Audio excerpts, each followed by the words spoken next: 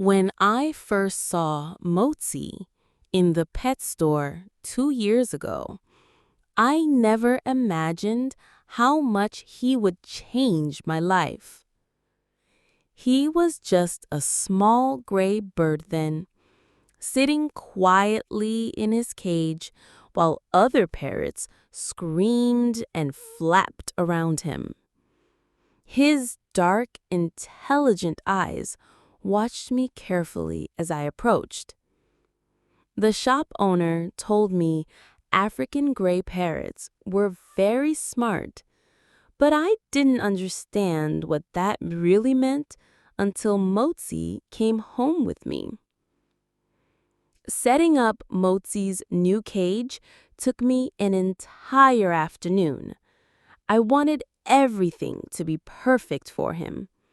Different sized perches for his feet, various toys to keep him busy, and special bowls for his food and water.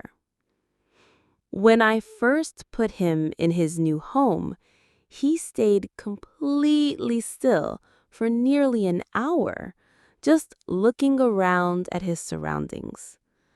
I sat nearby, talking softly to help him feel safe. The first week was challenging. Mozy was scared of sudden movements and loud noises.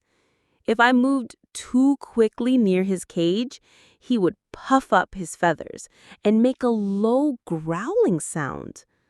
But slowly, he began to trust me. The breakthrough came when he finally took a piece of apple from my hand. His little claws were so gentle as he reached for the treat, and his beak carefully took the fruit without nipping my fingers. That was our first real connection. As weeks passed, I discovered Mozy had an amazing personality. Unlike other birds that just repeat sounds randomly, Mozy actually seemed to understand what he was saying. He learned words quickly and used them at the right times. When my alarm clock rang in the morning, he would say, "Time to wake up." When the telephone rang, he would tell me, "Answer the phone." It was incredible how he connected words with their meanings. Mozy also developed his own routines.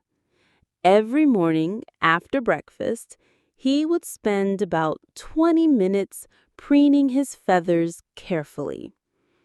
Then he would play with his favorite toys, a wooden block with bells attached, and a cardboard tube he loved to shred.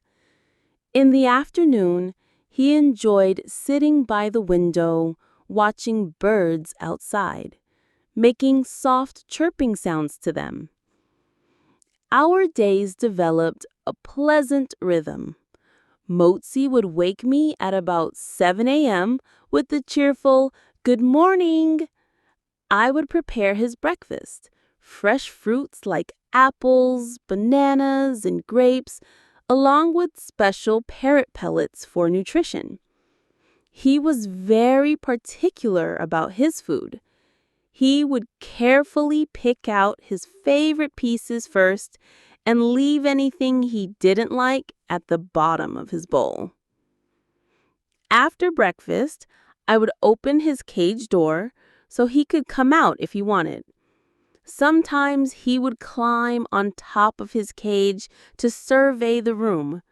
Other times, he would fly over to sit on my shoulder while I drank my coffee.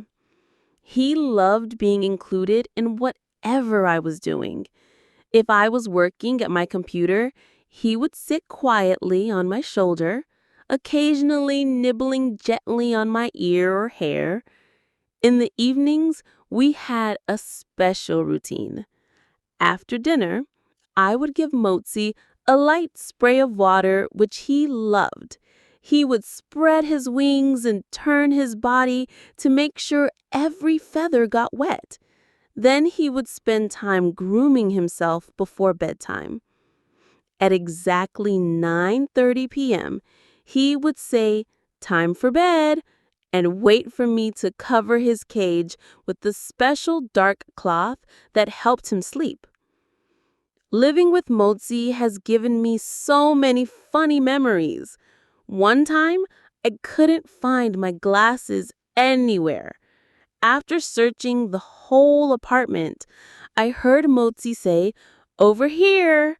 There were my glasses. He had taken them from the table and hidden them behind his toy box.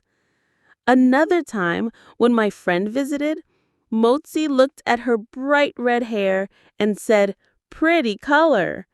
My friend was amazed. Mozy also developed some mischievous habits. If I was on the phone too long, he would start making loud noises to get attention. Sometimes when I was reading, he would gently take a corner of the page in his beak and turn it for me. And he absolutely loved stealing pens and pencils. I must have lost dozens to his hiding spots around the house. Not every moment has been easy. Last winter, Mozy became very sick. He stopped eating and just sat quietly at the bottom of his cage with his feathers all fluffed up. I was terrified.